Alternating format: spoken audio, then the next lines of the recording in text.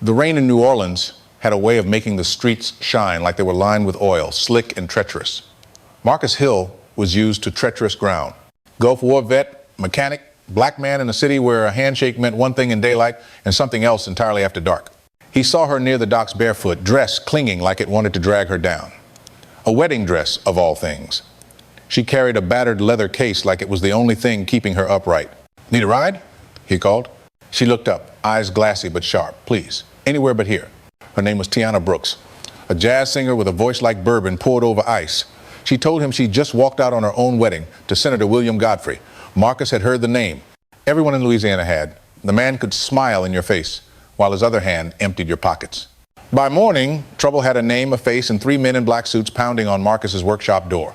They asked for the bride with the same tone Marcus remembered from sand-blind patrols overseas, men who weren't asking, just announcing what would happen next.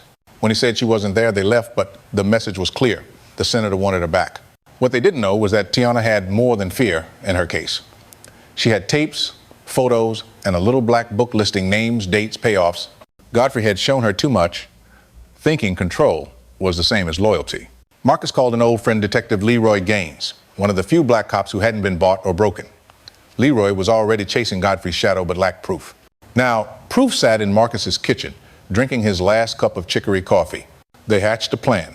Godfrey's re-election fundraiser at the St. Clair Hotel was all glitter and gold. Every handshake a deal, every smile a threat. Tiana slipped inside in a sequined dress borrowed from Rosa Delgado, her mentor at the Blue Note bar. Hidden in her clutch, a mini tape recorder and a camera no bigger than a cigarette pack. Marcus waited outside, counting the black sedans, memorizing plates. Leroy moved through service corridors, ready to block any escape. The trap almost sprung too soon.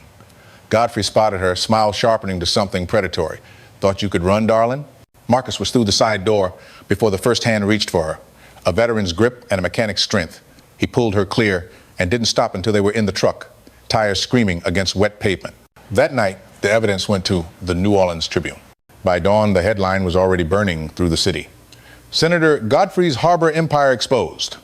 The FBI moved in before lunch, seizing docks, freezing accounts, dragging men in suits out in cuffs.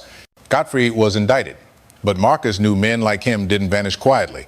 6 weeks later, on the opening night of the small jazz bar Marcus and Tiana built together, Leroy dropped a plain envelope on the table. "He still got friends," Leroy said. "Stay ready." Marcus looked toward the stage. Tiana was singing under the soft glow of a single spotlight, her voice wrapping around the room like a promise. "If he comes back," Marcus said, "we'll be ready." Outside, the rain began again, slicking the streets, making them shine.